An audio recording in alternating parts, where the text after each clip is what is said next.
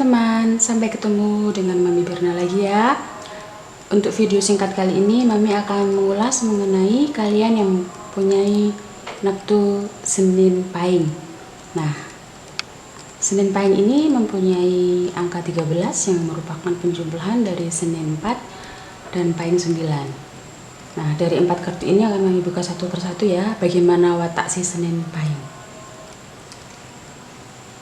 Kartu yang pertama menunjukkan bahwa Senin Pahing mempunyai sifat rajin bekerja. Yang kedua, hemat atau pandai mengelola keuangan. Yang ketiga, mempunyai sifat selalu tepat janji. Dan yang keempat, mempunyai sifat keras hati kalau memang sudah mempunyai pendapat.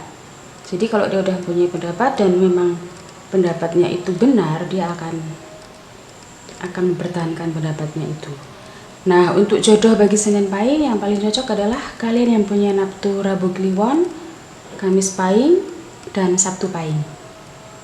Gitu ya teman-teman, pembacaan kartu dari Mami Berna mengenai watak dan jodoh dari Senin Pahing. Sampai ketemu untuk video Mami yang akan datang ya. Bye-bye.